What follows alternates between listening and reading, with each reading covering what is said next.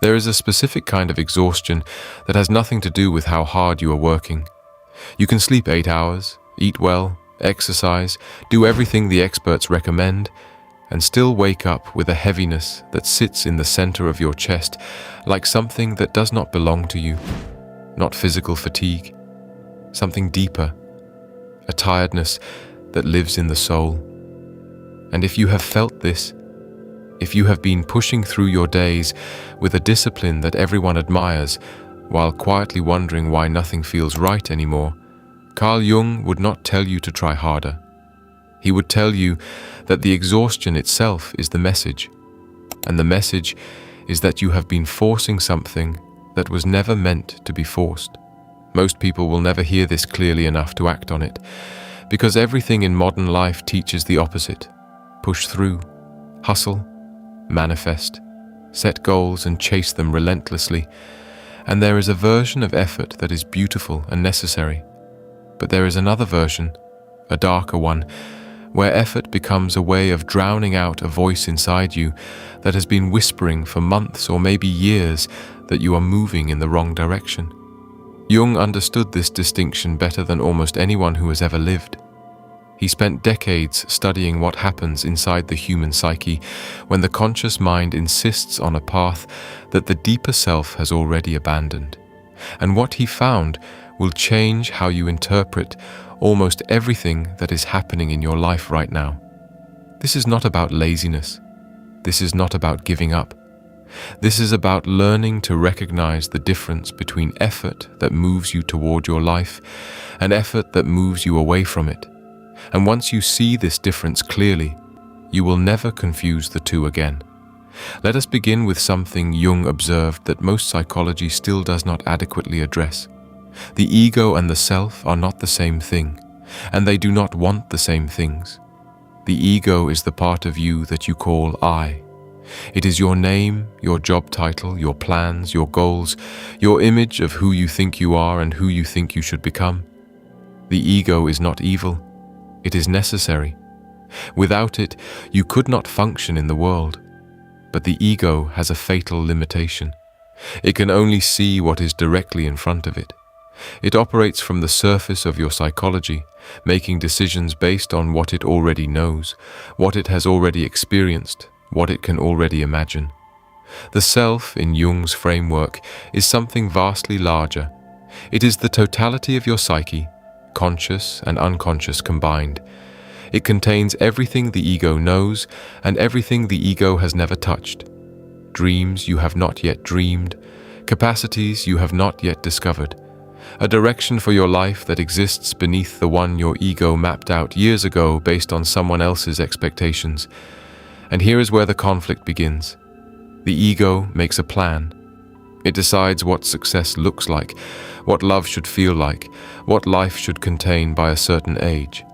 And it pursues that plan with impressive determination. But the self has its own trajectory, its own timing, its own definition of what your life is actually for. And when the ego's plan and the self's direction diverge, something very specific begins to happen. Everything starts to feel harder than it should, not difficult in the way that meaningful challenges feel difficult. That kind of difficulty carries energy with it. You feel tired but alive, stretched but growing. The difficulty I'm describing is different. It feels like wading through water that is getting deeper with every step. The results stop matching the effort. The motivation drains without being replenished. You find yourself doing the right things, all the right things, and feeling less and less like yourself with each passing week. Jung would recognize this immediately, not as a productivity problem, not as a motivation problem, as an alignment problem. Your ego is rowing in one direction, your self is flowing in another. And the exhaustion you feel is the friction between those two currents. Most people respond to this friction by rowing harder. The ego interprets the resistance as evidence that more effort is needed, more discipline, more strategy, more force. And this is where the damage deepens. Because every ounce of energy you pour into a direction that your deeper psyche has already rejected is energy stolen from the life that is trying to emerge. Think about that for a moment. You may be funding the wrong life with the energy that belongs to the right one.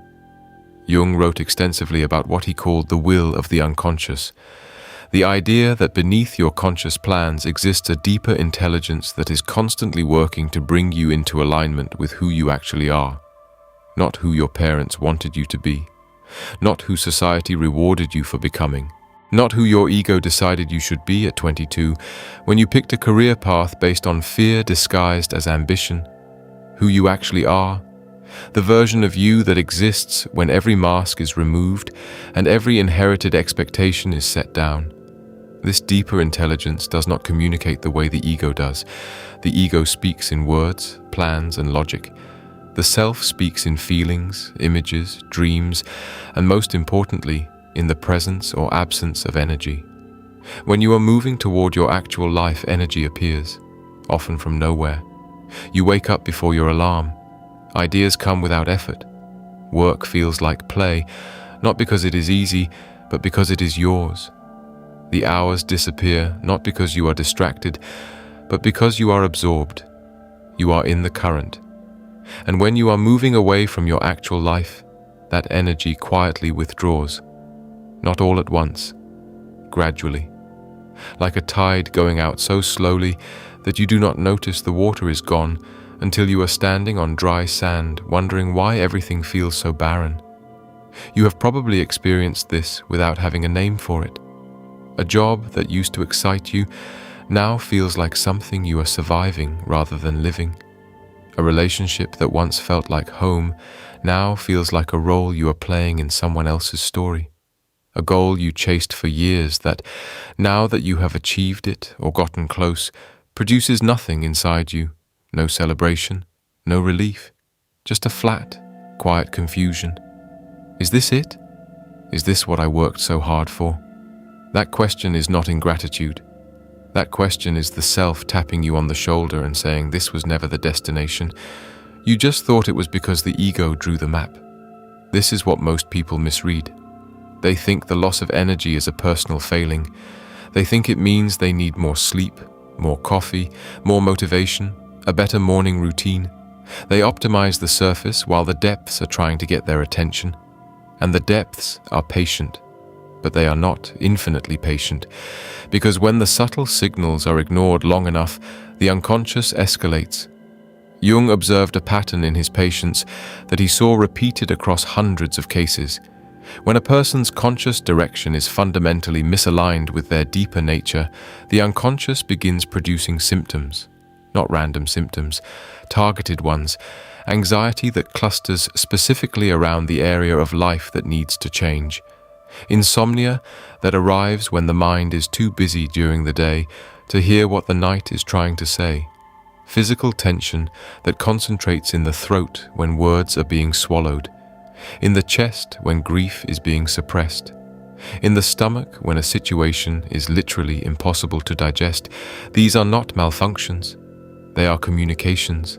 The unconscious has a language, and that language is the body, the dream, the emotion that appears without logical cause, the sudden tears in the middle of an ordinary afternoon.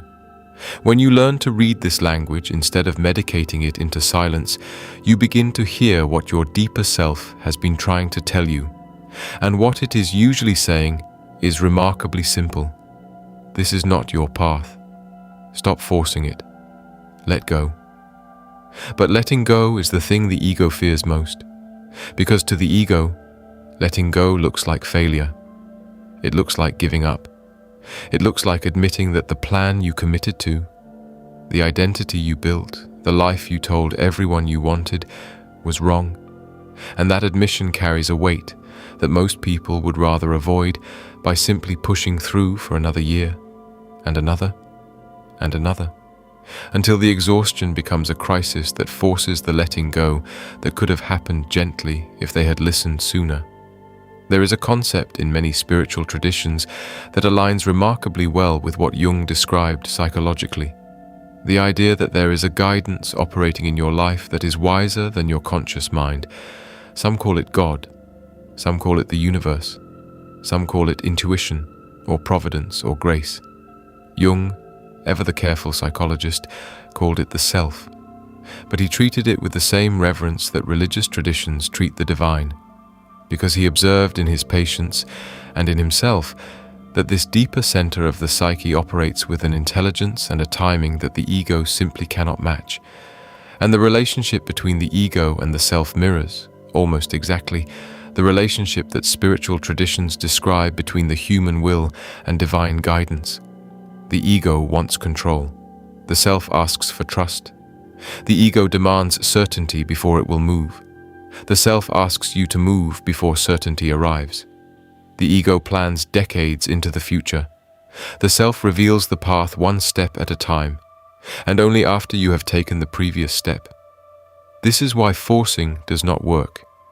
Not because effort is wrong, but because the kind of effort the ego produces when it is operating alone, disconnected from the self, is fundamentally different from the effort that arises when the ego and the self are aligned. Forced effort feels like pushing. Aligned effort feels like being carried.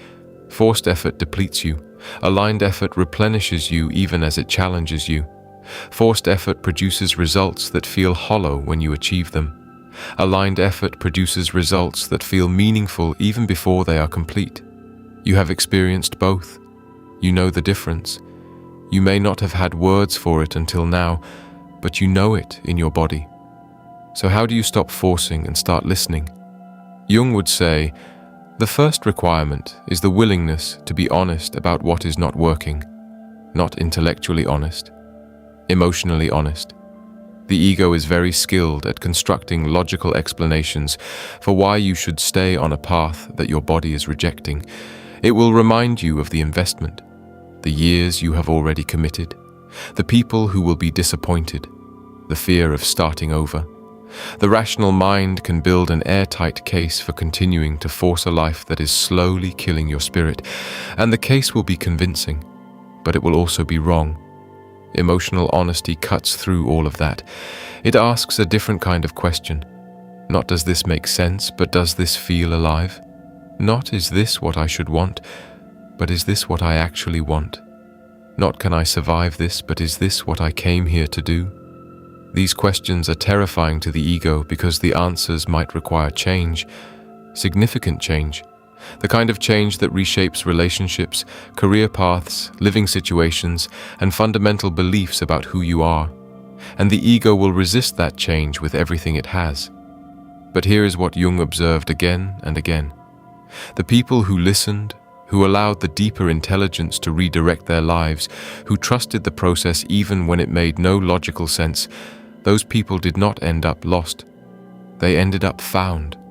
Not immediately, not without confusion and grief and disorientation, but eventually they arrived at a life that fit them in a way that no ego-constructed plan ever could.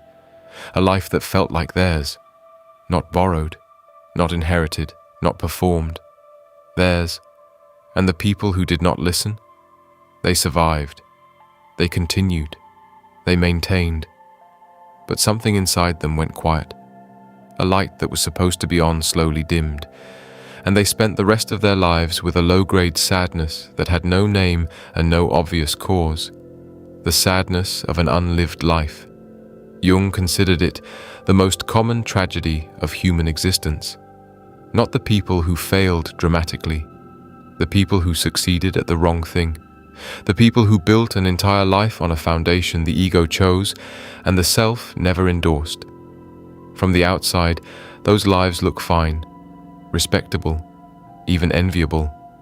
But from the inside, there is a hollowness that no achievement can fill, because the achievement was never the point. Alignment was the point. And no amount of success in the wrong direction will ever produce the peace that comes from walking in the right one. The second requirement is learning to recognize what aligned action actually feels like, because this is not about doing nothing. This is not about sitting on your couch waiting for the universe to deliver your purpose on a silver tray. Surrender, in the Jungian sense, does not mean passivity. It means directing your effort toward what is alive instead of toward what is dying, and you can feel the difference. Right now, in your life, there are areas where energy flows and areas where energy drains. There are conversations that leave you more awake and conversations that leave you depleted. There are tasks that absorb you and tasks that repel you. There are relationships that expand you and relationships that shrink you. The self is speaking through every single one of those responses, not in words, in energy, in aliveness, in the presence or absence of that unmistakable feeling that you are exactly where you are supposed to be. When you begin honoring those signals instead of overriding them with ego-driven logic, something shifts. Doors that you did not even know existed begin to open. People appear who carry exactly the message you needed to hear. Opportunities arrive that your ego could never have engineered because your ego did not even know they were possible. Jung called these synchronicities, the meaningful coincidences that cluster around moments of genuine psychological alignment. Synchronicities are not rewards, they are confirmations. They are the external world reflecting back to you that your inner direction is correct, and they appear with increasing frequency the more you learn to move with the deeper current instead of against it. I want to be clear about what this looks like in practice because it is easy to romanticize it. It does not look like the universe handing you a perfect life on a plate. It looks like small, almost imperceptible alignments. A conversation with a stranger that plants a seed you will not recognize for months. A book that falls into your hands at the exact moment you are wrestling with the question it addresses. A door closing that devastates you in the moment, but that you will understand years later as the redirection that saved your life. The ego wants grand signs, burning bushes, unmistakable instructions from the sky. But the self speaks in whispers, in feelings, in the quiet certainty that appears in your body before your mind can explain it. And the more you learn to trust those whispers, the louder they become. Not because they get louder, because you get quieter. The third requirement, and this is the one that takes the most courage, is the willingness to not know. To stand in the gap between the life you are leaving and the life that has not yet fully arrived. To tolerate the uncertainty that the ego finds absolutely unbearable. Because when you stop forcing, there is a period of emptiness, a space where the old is gone and the new has not yet appeared. This space feels like nothing is happening. It feels like you made a terrible mistake.